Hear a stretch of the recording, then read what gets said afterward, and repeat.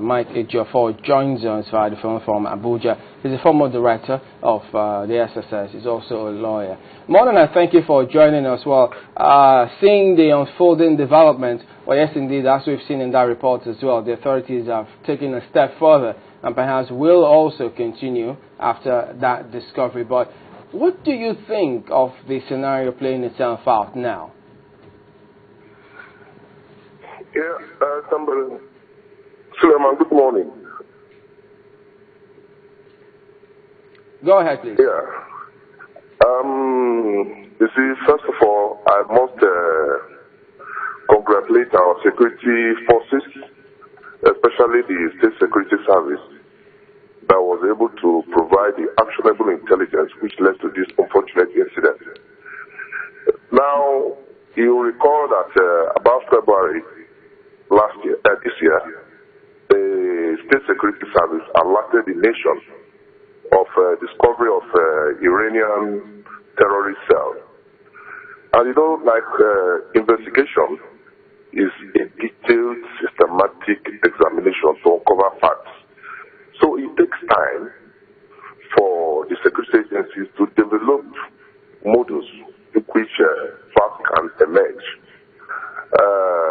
So having said that, I think the State Security Service followed up that story since February. I don't know how many months it has taken now which led to this arrest.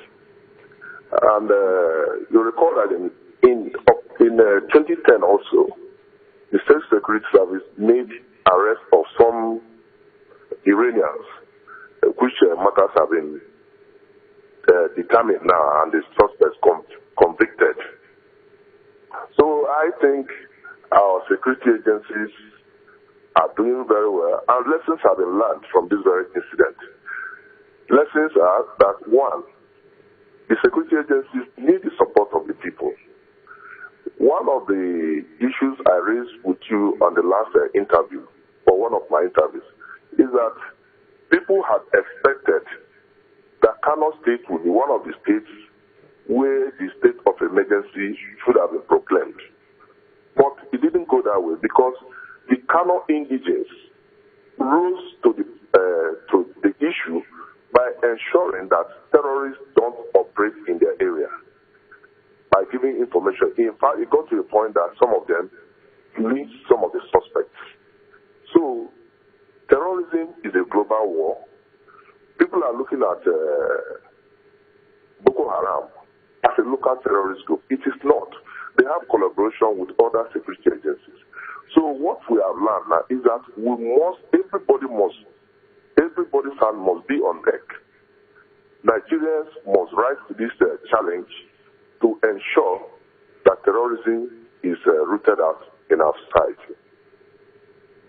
Perhaps if you let us come in here again, maybe you should tell us how it really does work, because a whole lot of Nigerians seem to be on the same page with the agencies now trying to help out. But how can they help out, especially when they're not around the borders and ports? Because some would say these weapons actually found their way into the country through our borders and even ports.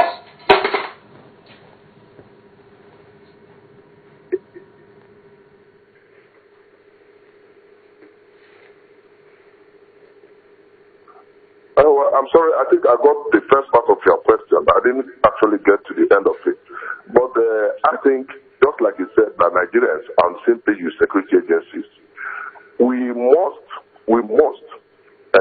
if not for the cooperation of the people, I think we shouldn't have made this huge success. So, it is our responsibility, and it's coming to think of it, one of the greatest challenges we have is our porous borders. Our borders are so wide. The Minister of Interior sometimes told us that we have over 1,497 illegal routes. And it's not good for us.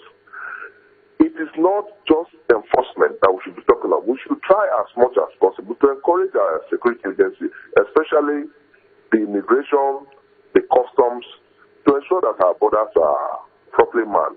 You also recall that customs, the Nigerian customs, has made series of arrests But that is not to say that it's sufficient. We'll continue to encourage our security agencies by giving information, because these people don't operate in isolation. They operate in collaboration with Nigerians. There's no way those arms would have come in without the collaboration of some unscrupulous Nigerians. So we need to be vigilant.